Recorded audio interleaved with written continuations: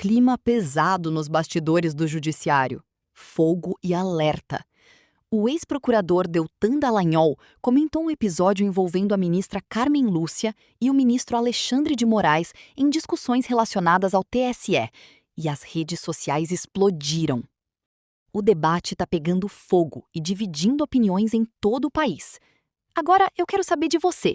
Foi apenas divergência jurídica ou o clima entre ministros ficou tenso? Comenta aqui embaixo a tua opinião. Deixa o like, se inscreve no canal e compartilha, porque aqui você acompanha tudo em tempo real. Toma essa, Moraes, pra gente começar bem o nosso dia e a nossa semana. É pra aquecer o nosso coração numa fria curitibana a 11 graus Celsius, quase 11 horas da manhã de hoje, segunda-feira. Carmen Lúcia humilhou o Moraes em caso do TSE. Isso é inacreditável. Então, meu bom dia pra você que ainda não recebeu um bom dia, receba. Porque a ministra Carmen Lúcia, presidente do TSE até quarta-feira agora, quando ela vai ser substituída por Nunes Marques, simplesmente cancelou, derrubou, anulou uma multa de 600 mil reais, R$500 mil, que o Moraes tinha aplicado contra uma dona de um perfil no X. Por quê? Gravíssimo, hein? Uma postagem que teve 61 visualizações. É pra isso que tem TSE? Eu vou te mostrar agora tudo o que aconteceu, porque a humilhação no Moraes ela foi tripla e como que isso é um sinal de que os ventos podem estar mudando de vez. Lê comigo aqui essa reportagem aqui da Folha de São Paulo. Vou direto pro texto dela aqui que traz a notícia. A presidente do TSE, Carmen Lúcia, cancelou a aplicação de uma multa que poderia chegar a 600 mil e que tinha sido determinada por quem? Por quem? Ministro Alexandre de Moraes, contra a dona de um perfil no X, antigo Twitter, por publicação de desinformação. Segundo a ministra, a cobrança era indevida. A multa tinha sido aplicada em junho de 2023 e foi afastada pela ministra em decisão publicada em junho de 2025, depois da solicitação dessa usuária, a Rita de Cássia Serrão. Deixa eu resumir esse caso aqui para vocês. Em novembro de 22, em plena onda de contestação do resultado das eleições, Moraes suspendeu o perfil da Rita de Cássia Serrão e de outros usuários. Aí, em janeiro de 23, ele determinou a reativação dos perfis, mas instituiu uma multa diária de 20 mil em caso de reiteração. Só que, presta atenção, ele não notificou a Rita dessa multa. Aí, em junho de 23, o Moraes acusou a Rita de descumprimento, mas ele não tinha nem notificado. Aplicou a multa por quase um mês de cobrança e só então intimou a interessada sobre o que estava sendo cobrado. E aí veio a surpresa, gente. Surpresa para nós, porque o Brasil agora voltou a mudar um pouco agora para melhor.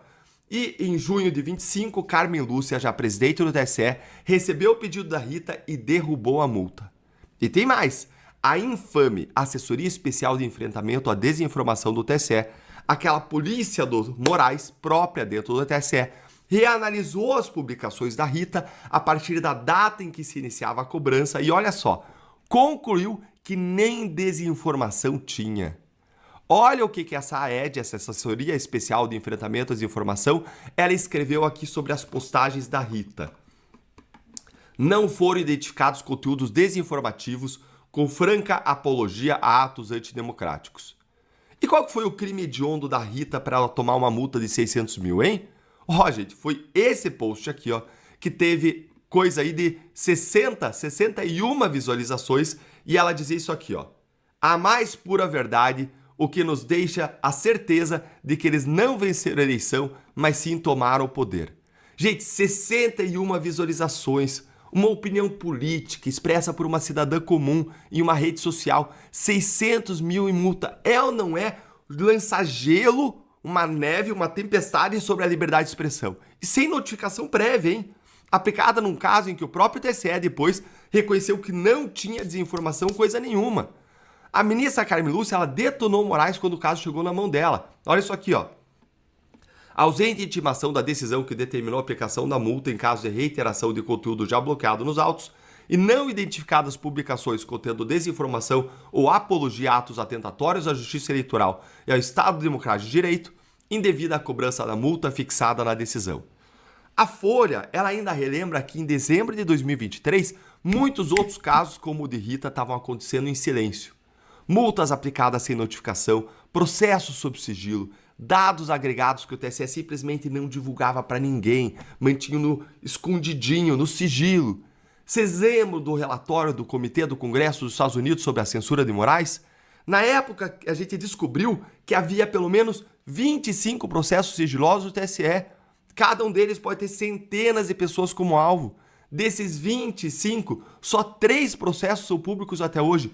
Quantas Ritas e Cássio ainda existem por aí, multadas em R$500 mil, no que for, sem nem saber direito do que estão sendo cobradas?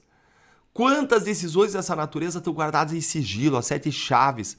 Parece porão de ditadura, gente, esperando uma decisão que venha de um ministro como a Carmen Lúcia ou de um próximo presidente do TSE ou uma reportagem da imprensa ter a coragem de chegar e dizer isso é indevido, é ilegal, é abusivo, esperando o ministro Luiz Fux restabelecer a verdade.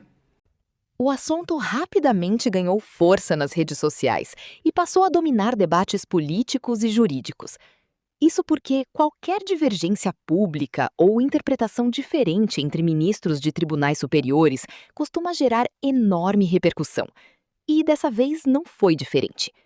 As falas repercutidas por Dallagnol fizeram muita gente interpretar o episódio como um sinal de tensão dentro do ambiente institucional. Enquanto alguns enxergaram uma postura firme e independente da ministra Carmen Lúcia, outros afirmam que divergências entre magistrados fazem parte do funcionamento normal dos tribunais. É importante lembrar que, em cortes superiores, opiniões diferentes sobre temas jurídicos são comuns. Cada ministro possui interpretações próprias da Constituição e das leis. Por isso, debates mais duros dentro do plenário acabam acontecendo naturalmente em temas sensíveis. O problema é que, atualmente, qualquer discussão institucional rapidamente se transforma em batalha política nas redes sociais. Vídeos curtos, manchetes fortes e cortes específicos acabam alimentando ainda mais a polarização. E isso amplia muito a repercussão pública de qualquer fala. Outro ponto importante é o papel do TSE no cenário político recente. Nos últimos anos, o tribunal ganhou enorme protagonismo em debates relacionados à democracia, eleições e combate à desinformação. Por isso, qualquer movimento envolvendo ministros do TSE acaba sendo acompanhado de perto por apoiadores e críticos.